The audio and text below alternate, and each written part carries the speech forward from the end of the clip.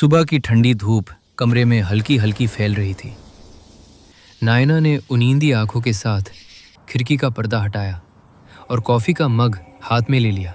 जैसे ही उसने बाहर झांका, उसका दिल एकदम सन्न रह गया। वही आदमी, बिल्कुल वही, दूर सड़क के किनारे पुराने पेड़ के नीचे खड़ा हुआ, हाथ न हिले, पैर न हिले, बस एक पत्थर की तरह जड़। नायना ने सोचा शायद किसी का इंतजार कर रहा होगा, पर 3 दिन से वही जगह, वही मुद्रा, ये सामान्य नहीं था। उसकी रीढ़ में ठंडी सिहरन दौड़ गई। उसने जल्दी से पर्दे गिरा दिए और खुद को समझाया कि शायद वो ज्यादा सोच रही है। पर तीसरे दिन डर और गहरा हो गया। इस बार आदमी पहले से करीब खड़ा दिख रहा था, जैसे हर दिन कुछ कदम और आगे बढ़ आया हो। नायना खिड़की के पीछे छिपकर उसे देखती रही। उस आदमी ने गर्दन तक नहीं हिलाई, बस सीधा उसी दिशा में खड़ा था जहां नायना का घर था। उस रात नायना नींद में करवटें बदलती रही। अचानक टैप की हल्की आवाज सुनाई दी खिड़की के शीशे पर, जैसे किसी ने उंगली फेर दी हो। उसका दिल डर से कांप गया। हिम्मत जुटाकर वो पलटी, पर बाहर अंधेरे में कोई नहीं दिखा, बस शीशे पर एक लंबी उंगली की धुंधली लकीर जो सीधी उसी पेड़ की दिशा से आ रही थी। अगली सुबह नायना का डर हकीकत बन गया। आदमी अब पेड़ के नीचे नहीं, बल्कि उसके घर के बिल्कुल सामने सड़क पर खड़ा था, उतना ही स्थिर, उतना ही जड़। उसका चेहरा अब कुछ कुछ दिखाई दे रहा था, हल्का धुंधला। नायना ने पुलिस को कॉल करने का सोचा, पर कॉल कनेक्ट होते होते उसने दोबारा बाहर देखा। वो आदमी गायब, एकदम गायब, बिना किसी आहट के। पूरे दिन नायना बेचैन रही। कहीं कोई झूठी आवाज, कहीं खाली जगहों पर भी लगता कि कोई देख रहा हो। आखिर उसने फैसला लिया कि वो खुद जाकर देखेगी कि आखिर ये है कौन।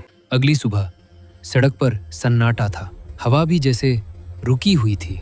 वो धीरे धीरे चलती हुई उसी दिशा में बढ़ी और अचानक वो आदमी उसके सामने आ खड़ा हुआ। नायना का खून जम गया।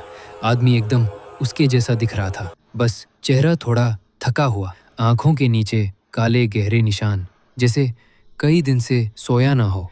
नायना बमुश्किल बोल पाई, तुम कौन हो? उसने धीमी भारी आवाज में कहा, मैं तुम हूँ, तुम्हारा भविष्य।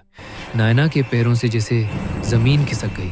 वो बोला, तुम्हारी मौत होने वाली थी इसी शाम। मैं तुम्हें रोकने आया हूँ। तुम एक पुरानी फैक्ट्री जाने वाली हो और वहां से कभी वापस नहीं आओगी। मैं वहां जाऊंगी ही क्यों? नायना की आवाज कांप रही थी। टेलीफोन आएगा, किसी अपने की पुकार सुनोगी, तुम भागोगी। तुम्हें लगेगा कोई मुश्किल में है, पर यह सारी रुतबा तुम्हें जल्दबाजी में फंसाने के लिए होगी।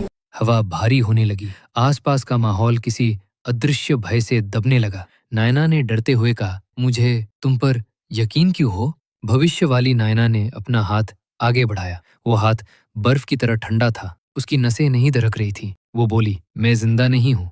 मरने के बाद भी मैं अटकी रही, सिर्फ इसलिए क्योंकि तुम अभी जिंदा हो। नायना के होश उड़ गए। भविष्य वाली नायना धुएं की तरह हल्की होने लगी। उसकी आवाज भी फीकी पड़ने लगी। शाम तक घर से बाहर मत जाना, वरना सब कुछ दोबारा हो जाएगा।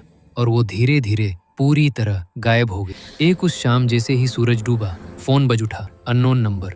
नायना का दिल धड़कने लगा। उसने फोन नहीं उठाया। कुछ ही देर में दूसरा फोन आया, फिर तीसरा। फिर अचानक दरवाजे पर जोर की दस्तक हुई। एक घबराई हुई आवाज चिल्लाई, नायना, फैक्ट्री में आग लग गई है, तुम्हारी बहन अंदर फंस गई है। नायना का दिल रुक सा गया, पर उसे याद था उसकी कोई बहन थी ही नहीं। आवाज का डरावना सच धीरे धीरे खोल रहा था कि वो आवाज इंसानी नहीं थी। वो कांपती हुई बोली, मेरी कोई बहन नहीं है। दस्तक अचानक बंद हो गई। फिर घर में बेहद भारी सन्नाटा फैल गया, जैसे कोई धीरे धीरे पीछे हटकर हवा में खो गया हो। उस रात नायना ने खुद को कमरे में बंद रखा। अगली सुबह फैक्ट्री के बारे में खबर आई। वहां कोई आग नहीं लगी थी, कोई हादसा नहीं हुआ था, और पिछले 24 घंटे से वो पूरी तरह बंद थी। नायना समझ गई, उसने उस मौत से बचा लिया जिसे उसका भविष्य भोग चुका था। उस दिन के बाद सड़क पर कोई स्थिर खड़ा आदमी कभी नहीं दिखा, लेकिन कभी कभी सुबह की धुंध में उसे दूर एक हल्का सा साया हिलता सा दिख जाता है, जिसे कोई आखिरकार अलविदा कह रहा हो।